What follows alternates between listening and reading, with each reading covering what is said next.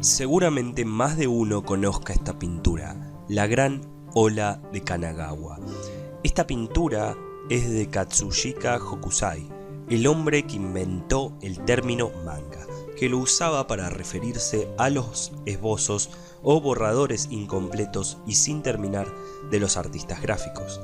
¿Quién diría que el manga, que literalmente significa ilustración poco seria o informal, el borrador de una pintura, se terminaría transformando en el elemento principal de un mercado que mueve millones y millones de dólares todos los días?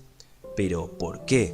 ¿Por qué nos gusta tanto el manga? Katsushika le puso el nombre, pero el encargado de darle la personalidad fue Osamu Tezuka, y hasta el día de hoy su legado lo convierte en el dios del manga. Bienvenidos a Comics y Manga TV. Hoy vamos a hablar sobre el encargado de darle forma al manga, el encargado de convertir a la historieta japonesa en eso que nos sigue y nos seguirá gustando tanto. Vamos a analizar sus mejores obras y a comprender por qué es el dios del manga. Empecemos.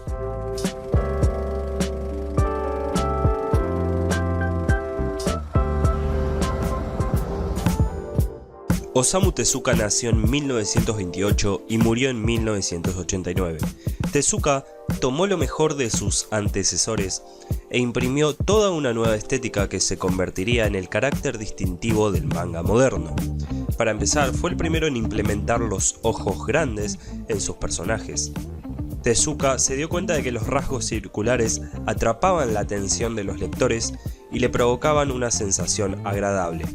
Además, Tezuka modificó las viñetas de una historieta de tal manera que incluían dramatismo, les daban dinamismo y desafiaban la secuencialidad lineal.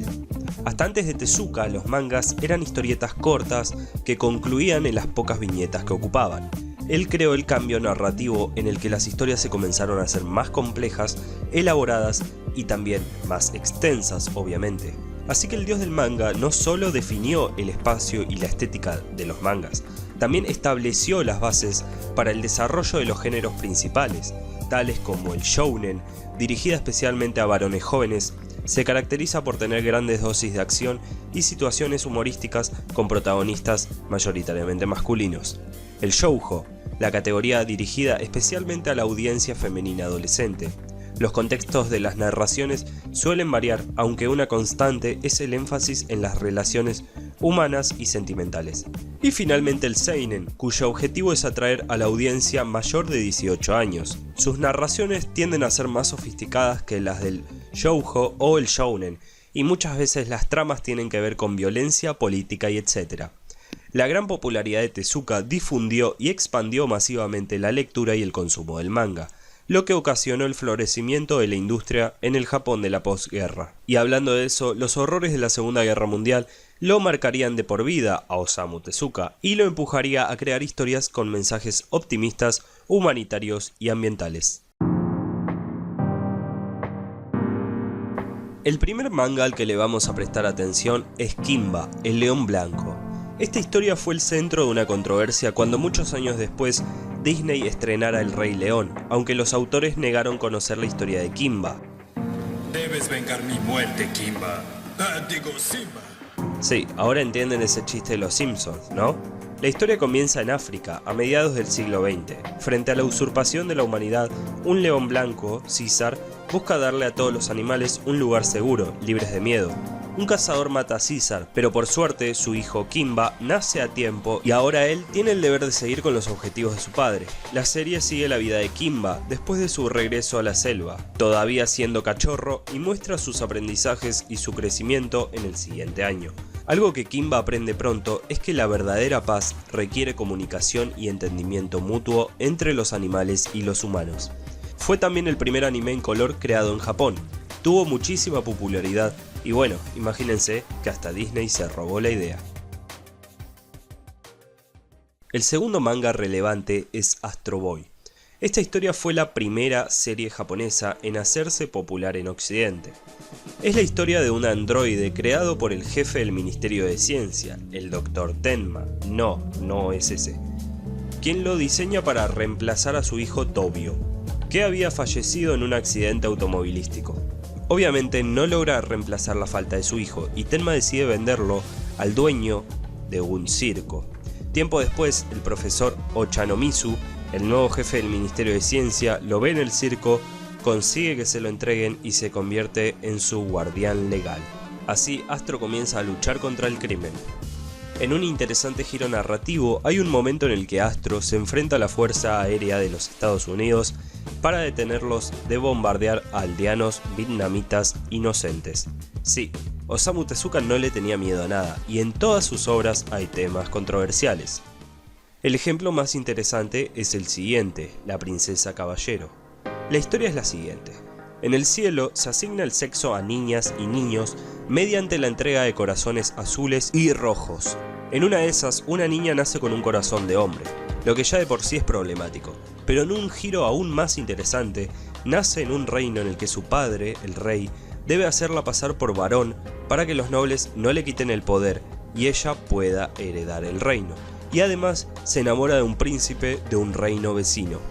Tengan en cuenta que esta historia es de la década de los 50 y aún así Osamu Tezuka ya está haciendo un manga que viene a la perfección para reflejar los movimientos LGBT modernos. También quiero hacer mención de dos obras de las que no voy a hablar detalladamente por una cuestión de tiempo: Crimen y Castigo y Fausto. Osamu Tezuka quiso adaptar al manga estos dos excelentes libros muy reconocidos a nivel mundial.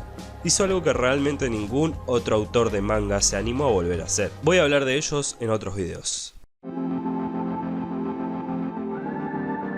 De esta década hay que mencionar a Phoenix, la obra más íntima de Tezuka. En este manga, Osamu recrea la búsqueda constante de los humanos por la inmortalidad a través de historias que suceden en tiempos diferentes con civilizaciones que nacen y perecen. La historieta está dividida en 12 volúmenes. Cada volumen narra una historia independiente y autoconclusiva ambientada en una época específica de la historia humana. Las ambientaciones de las historias narradas van desde el periodo prehistórico remoto hasta el futuro distante. El propio Osamu Tezuka consideró a Phoenix como la obra de su vida y es reconocida como la más ambiciosa y profunda de sus creaciones. Otras obras muy buenas de la época son Dororo y Suspicion. Les recomiendo que busquen información sobre ellas, ya que estoy seguro que les va a encantar. De esta década vale la pena mencionar dos obras en particular. Una es Buda, donde se recrea de manera documentada la vida de Siddhartha Gautama, en la que Tezuka nos logra exponer en tan solo 8 volúmenes las bases del budismo. Y la otra es MW. Tezuka desarrollaría cada vez más sus narrativas hasta obtener en 1976 el argumento de MW, en el que abordó temas muy poco frecuentes para el manga de la época, como lo son las relaciones homosexuales, la corrupción política y las armas químicas. Otras obras muy buenas de la época que tengo que mencionar sí o sí son Canción de Apolo, El libro de los insectos humanos, Oda Kirihito, Ayako y Black Jack. En la década de los 80, su trabajo más importante fue Adolf, que obviamente hace referencia a Adolf Hitler. Este sería uno de sus últimos mangas, ya que en esa misma década murió por un cáncer de estómago. La historia se centra en 3 hombres con el nombre de Adolf: Adolf Kamil, un judío, su mejor amigo Adolf Kaufmann y el tercer Adolf, el peor, el más terrible, Adolf Hitler. En este manga se muestran los horrores de la Segunda Guerra Mundial en Europa, con el exterminio de los judíos, y en Asia con las matanzas llevadas a cabo por las fuerzas imperiales japonesas. Tras esta terrible guerra, como si no fuese suficiente todo lo anterior, la acción ahora se traslada al nuevo Estado de Israel, retratando ahora las matanzas perpetradas por el ejército Israel contra los palestinos y las respuestas de los terroristas en sucesivos atentados. Osamu Tezuka supo agarrar lo peor de la humanidad y dejarlo plasmado en esta obra, donde trata 2 conflictos muy terribles, y uno de esos conflictos continúa hasta hoy en día. El primero es la Segunda Guerra Mundial y el segundo es el conflicto Palestina-Israel, que como ustedes sabrán continúa provocando muertes y muertes hasta hoy en día. Osamu Tezuka es muy polémico y en esta obra lo deja mejor en claro que nunca, agarrando 2 conflictos muy terribles y plasmándolos en la misma obra. Adolf trata sobre lo complicado que puede ser alcanzar la paz, lo terrible que es la guerra, en todas sus formas, los asesinatos, los genocidios y el terrorismo. Es terrible que este haya sido su último manga, porque significa que murió sin esperanzas y con una idea muy misántropa de la humanidad. En la misma época se empezaron a estrenar mangas como Akira y Ghost in the Shell, que también tenían una visión muy pesimista de la humanidad. En síntesis, ¿por qué Osamu Tezuka es el dios del manga? Bueno, porque hizo justamente todo lo que el manga es hasta hoy en día. Agarren cualquier manga, cualquiera que quieran, y van a ver aunque sea una pizca de lo que fue el trabajo de Osamu Tezuka. Hizo todo, creó todo. Hizo ciencia ficción, hizo fantasía, hizo historias pesimistas, violentas y repletas de sangre. Hizo otras optimistas con mensajes humanitarios y ambientales. Definió el shounen, al shoujo y al seinen. Osamu Tezuka no es el padre, ni siquiera el rey, sino el dios del manga, y es por todo esto. Creó el manga moderno, lo popularizó, y lo mejor de todo es que hizo cosas que siguen siendo radicalmente innovadoras hasta el día de hoy. MW, Buda y la princesa caballero son la prueba perfecta. Eso fue todo, muchas gracias por ver este video. No olviden dar like, comentar y suscribirse para mucho más sobre cómics y manga TV. Lo mejor de dos mundos en un solo canal. Hasta la próxima.